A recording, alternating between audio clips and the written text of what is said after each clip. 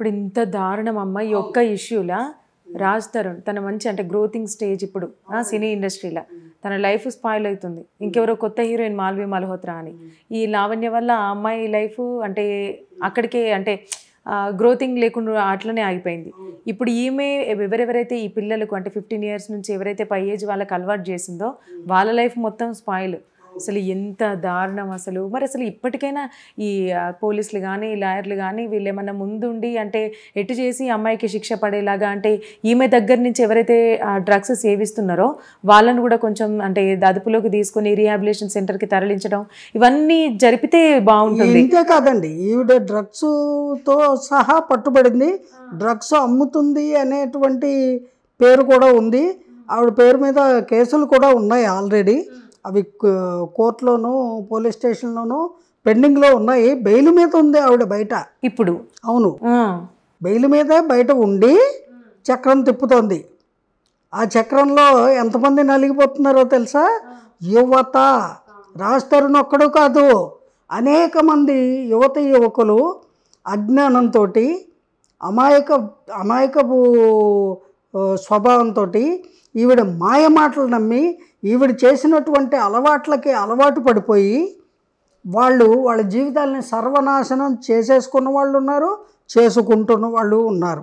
అంచేత తక్షణమే సమాజంలో ఇటువంటి డేంజరస్ పొజిషన్లో ఉన్న లేడీని తగిన చర్య తీసుకొని సంబంధిత పోలీస్ శాఖ వారు అలాగే ఈ డ్రగ్కి సంబంధించి డ్రగ్స్ వ్యాపారం చేసే వాళ్ళు తీసుకునే వాళ్ళని పట్టుకునే ఒక విభాగం ఉంది కదా మనకి, అటువంటి వాళ్ళందరూ కూడా ముందుకొచ్చి సత్వరమే అంటే వీలైనంత త్వరగా ఈ స్టోరీకి ఓ పోలీస్ స్టాప్ పెడితే సమాజం ప్రశాంతంగా బతుకుతుంది.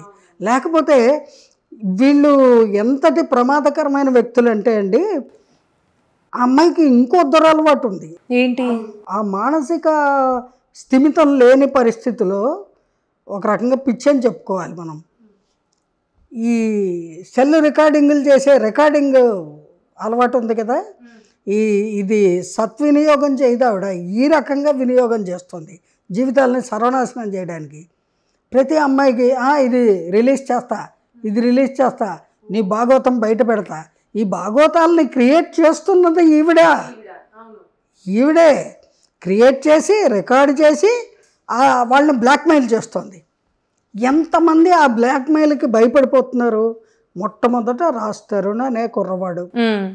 తన భవిష్యత్తు ఎక్కడ పాడవుతుందో సినిమా ఇండస్ట్రీలో, కుటుంబంలో, సమాజంలో అనే భయంతో ఈ ప్రమాదకరమైన బ్లాక్మెయిలర్ని అతను కొన్ని సంవత్సరాలుగా భరిస్తున్నాడు. భరించి 4 గోడల మధ్య పిల్లైన పులి అవుతుందంటారే అలాగా వన్ ఫైన్ డే భరించలేక ప్రాణం ఉంటే చాలు అని పారిపోయాడు అక్కడి నుంచి. అతను చేసిన తప్పు కాదు, తనను తాను రక్షించుకునే పని చేశాడు. కానీ ఈ అమ్మాయి విడిచిపెట్టట్లా. ఎందుకంటే డ్రగ్స్ మహమ్మారి ఒక దయ్యంలాగా ఆవిడని పట్టుకుంది. ఆవిడ మీద మనము జాలితోటి ఆ దయ్యాన్ని వదిలించే కార్యక్రమం పెట్టుకోవాలి. ఎవరు పెట్టుకోవాలి?